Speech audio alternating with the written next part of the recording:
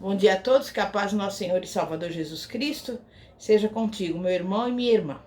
A mensagem de hoje tem como tema pensar certo ou errado.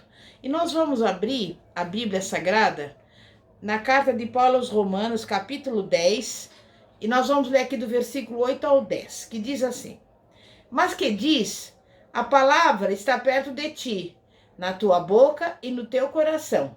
Isto é, a palavra da fé que pregamos.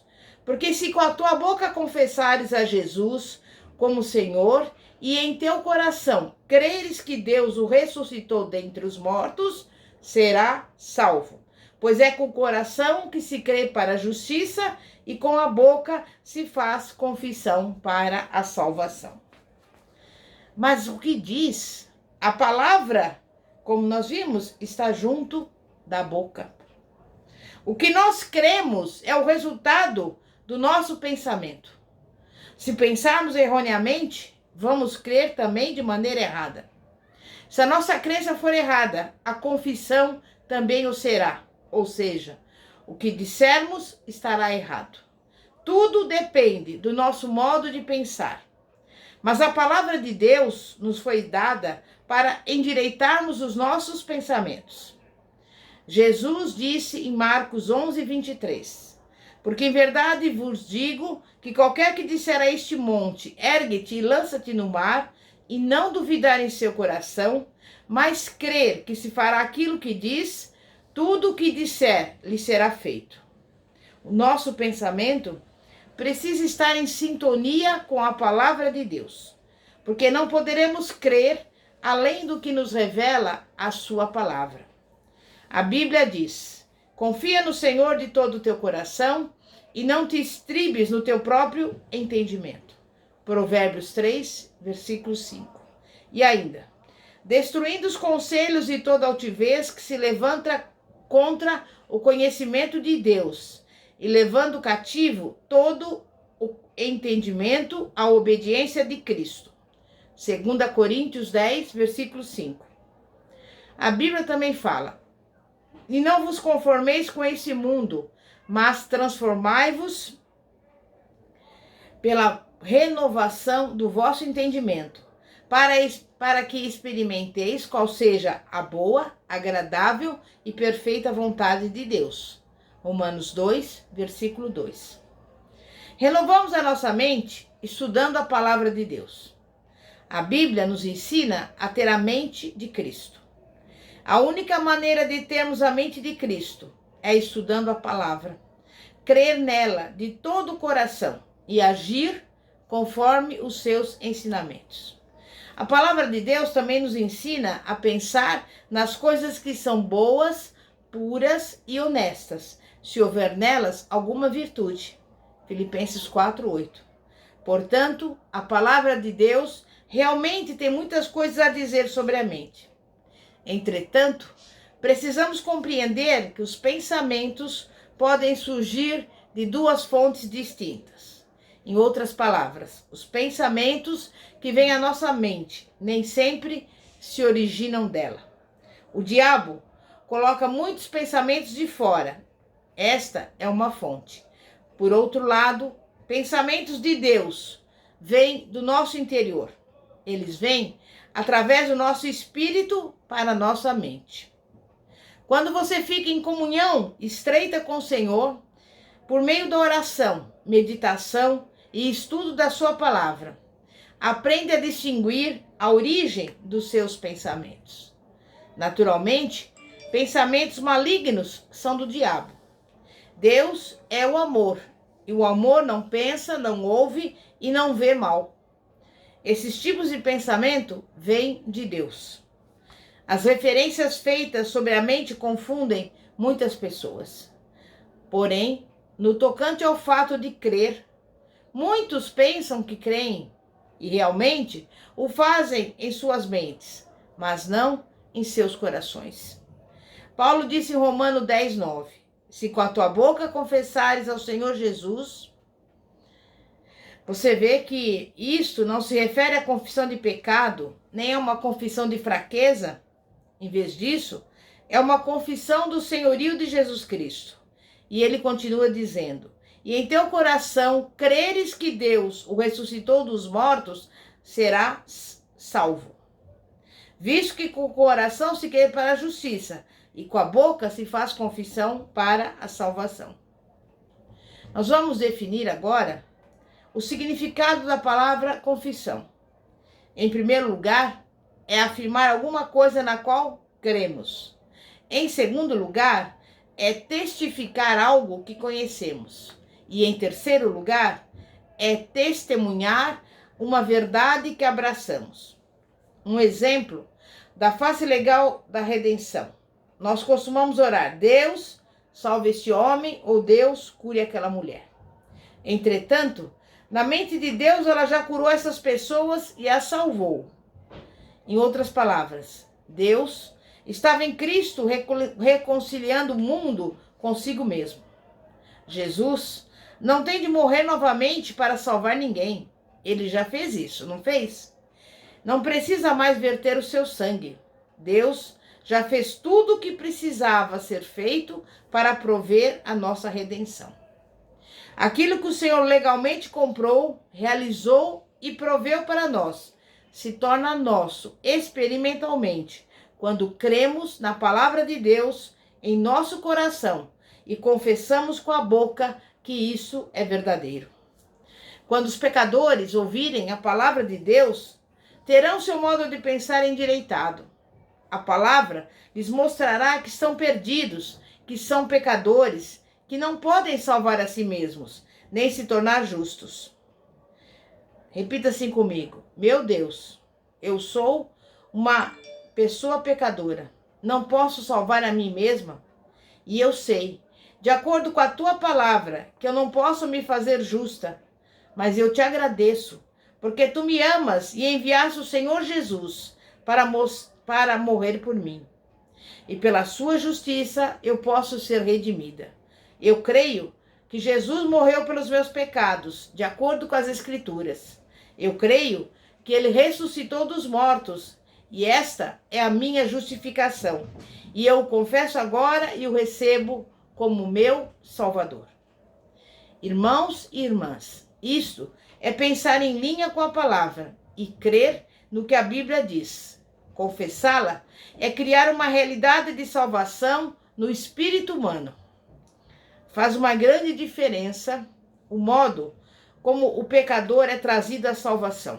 Por exemplo, se o modo de pensar de um pecador for endireitado logo no começo, se a sua atitude de crer for certa e a confissão for feita de maneira correta, será muito mais fácil para ele não vacilar na sua caminhada cristã. Por outro lado, se não lhe for dada instrução suficiente, o diabo então tirará vantagem daquilo que ele não conhece. O pecador será derrotado e roubado naquilo que Deus já fez por ele. Porque se não conhecer a palavra de Deus e não souber como reter firme a confissão de fé, o diabo irá camuflar a situação e tentará fazê-lo sentir que nem sequer é salvo. Quando o novo convertido cometer errinhos, o diabo dirá: bem, você fez isso, agora você pode desistir e ir embora. Em primeiro lugar, é necessário que saibamos o que a palavra fez por nós em Cristo. Creiamos e confessemos isso. É a confissão que cria a realidade. Então, ela se torna real em nossa vida. Em segundo lugar, é imprescindível que saibamos o que o Senhor Jesus está fazendo por nós agora no seu ministério, à direita de Deus Pai no céu. Em quarto lugar, primordial é que saibamos o que a palavra de Deus fará por nós através dos nossos lábios, ou o que Deus pode fazer por meio de nós. Filipenses 2:13 diz: porque Deus é o que opera em vós, tanto querer como o efetuar, segundo a sua boa vontade. Deus opera em nós, ele opera por meio de nós, mas não nos deixa à parte. O Senhor deu à igreja a autoridade e a comissão para ir por todo o mundo e pregar o evangelho a toda criatura. O plano do Senhor é operar por meio de cada um de nós. O Espírito Santo é o nosso ajudador. Entretanto, o Espírito Santo não faz a obra por nós. E esse é um outro ponto em que a nossa maneira de pensar muitas vezes pode ter sido errada. Deus enviou o Espírito Santo para que ele nos ajudasse a concretizar a sua obra.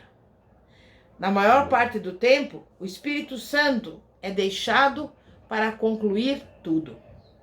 Se o Espírito Santo fizesse tudo, não haveria necessidade de enviar missionários ou missionárias. Não é só o que você sabe pessoalmente sobre o Senhor Jesus Cristo que conta, mas é o que a palavra de Deus diz que você é em Cristo. Muitas vezes, os cristãos leem a Bíblia, mas dizem que as promessas não parecem reais. Mas a Bíblia diz: com a boca se faz confissão. Uma promessa da palavra de Deus deve ser confessada antes mesmo que se torne uma realidade. De acordo com a palavra, já é real, mas para que ela se torne realidade em nossas vidas, devemos confessá-la como tal. Ao confessar o que você é em Cristo, clame por isso e assim anda. Está você então se apropriando da realidade daquilo que legalmente é. Infelizmente, muitos nunca compreenderão isso. Permanecerão como bebês cristãos e não serão capazes de desfrutar da plenitude do que são em Cristo Jesus. Um cristão nascido de novo é uma nova criação. E essa nova criatura é simplesmente algo que nunca existiu antes. Cristãos nascidos de novo não são apenas pecadores perdoados. Não são pobres membros da igreja, fracos e vacilantes, que mal conseguem levar a vida. São novas criaturas em Cristo Jesus. Na maioria do tempo, vemo-nos apenas como salvos do pecado. Pensamos que quase tudo que podemos fazer por aqui é simplesmente vacilar e continuar a viver na rua do mal, conseguindo levar a vida. Na última casa do final do quarteirão, lá perto do beco da reclamação. Mas Efésios 1, versículos 7 e 8 diz: em quem temos a redenção pelo seu sangue, a remissão das ofensas, segundo as riquezas da sua graça, que ele tornou abundante para conosco, em toda a sabedoria e prudência. Note que se fala em quem temos a nossa redenção. É nele que somos redimidos. Temos a redenção dele. Do que é que nós somos redimidos, você sabe? Somos redimidos da morte espiritual, o que nos fez, em primeiro lugar, pecadores. Também podemos dizer que somos redimidos da maldição da lei, porque Gálatas 3:13 declara: Cristo nos resgatou da maldição da lei, fazendo-se maldição por nós, porque está escrito: maldito todo aquele que for pendurado no madeiro. Quando olhamos para a lei de Moisés, vemos que a punição por quebrar as leis de Deus era tripla: pobreza, doença e morte. Morte espiritual. Mas Jesus veio nos redimir, porque fomos vendidos ao pecado e à morte espiritual, e Satanás estava nos dominando. Mas agora que temos a redenção em Cristo, o domínio do diabo sobre nós foi quebrado. Isso significa que o diabo perdeu o domínio sobre a nossa vida no minuto em que nascemos de novo, no minuto em que nos tornamos novas criaturas em Cristo Jesus. Quer dizer que recebemos um novo Senhor, um novo dono para reinar sobre nós, Jesus Cristo. Antes, Satanás foi o nosso Senhor e dono. Ele nos dominava. Porém, agora é que somos novas criaturas em Cristo Jesus. Ele é o nosso Senhor. Romanos 6,14 aponta: porque o pecado não terá domínio sobre vós, pois não estáis debaixo da lei, mas debaixo da graça. Portanto, para não sermos mais dominados por Satanás, doenças e enfermidades que não podem mais exercer senhorio sobre nós, antigos hábitos não podem nos governar mais. Sabe por quê? Porque somos novas criaturas em Cristo Jesus. Precisamos crer nessa verdade. E então começaremos a falar sobre ela. A verdade tornar-se-á realidade em nosso espírito e seremos vencedores, vivendo uma vida vitoriosa em Cristo. Como está escrito em Apocalipse 12, versículo 11. Eles venceram sobre ele pelo sangue do Cordeiro e pela palavra do seu testemunho. Se a pessoa já é nascida de novo em Cristo, a palavra já é uma verdade na vida dela. E tudo o que tem a fazer é reivindicar as promessas, alcançando-as e tomando posse, apropriando-se delas por si mesma. As pessoas perguntam: se é obtido tão facilmente, por que eu não tenho isso? Se você tivesse 100 mil reais no banco, no seu nome, mas não soubesse, não traria vantagem alguma, mesmo que fosse seu. E você seria um mentiroso se dissesse que não era seu. E o mesmo é verdade quanto às coisas espirituais. Se você não sabe que as coisas espirituais são suas, elas não lhe trarão benefício algum. Você tem que torná-las suas, não do ponto de vista legal, mas do ponto de vista experimental. Em Isaías 41, versículo 10, está escrito: não temas, porque eu sou contigo. Não te assombres, porque eu sou o teu Deus. Eu te esforço e te ajudo, e te sustento com a destra da minha justiça. Isso foi escrito a Israel, mas ainda hoje é verdade para nós. Então, repita assim comigo, falando o seu nome. Eu, Fátima, estou tão feliz, porque tu estás comigo. És o meu Deus. Sempre me fortaleces e me sustentas com a destra da tua justiça. E eu não tenho que temer, porque me dissestes para não me assombrar. E essa é uma boa razão para você não ter medo. Deus nos oferece saúde e libertação divinas. Pode alguém com quem ele está ainda sentir medo? Não, claro que não. Se souber quem é Deus, aí não temerá. Muitos cristãos dizem: ó Deus, ajude-me. Deus realmente nos ajuda, porque ele é um Deus misericordioso e desce até o nosso nível. Mas é muito melhor subir até o nível dele para alcançarmos as nossas bênçãos. Podemos alimentar nossa nuvem escura com pensamentos errados, confissões erradas e crença errada. Ou então, podemos tirar a nuvem escura com pensamentos certos, confissão certa e crença certa, baseada na palavra de Deus. Devemos nos tornar pessoas com mentes orientadas por Deus. E a única maneira de sermos assim é pensar os pensamentos de Deus, segundo Ele. Em outras palavras, pense no que o Senhor diz na sua palavra e confesse o que é verdade. Amém? Nós vamos orar e pedir para o Senhor dar-nos o pensamento correto para que possamos fazer a confissão correta também. Santíssimo Deus e poderoso Pai, Pai de nosso Senhor e Salvador Jesus Cristo, nesse dia de hoje, Pai, nós te pedimos, Pai, que o Senhor venha nos dar conhecimento da Tua Palavra, que o Senhor venha dar-nos pensamentos corretos para que possamos ter a crença certa e fazermos a confissão correta. Por isso, eu te peço por cada vida, por cada pessoa que tem nos acompanhado, e que essa pessoa venha saber realmente quem ela é em Cristo Jesus. E neste momento aqui, diante de Ti, nós já te agradecemos pela bênção, pela vitória, pela resposta e pelo milagre, em nome de Jesus. Amém? E graças a Deus. Glória a Deus.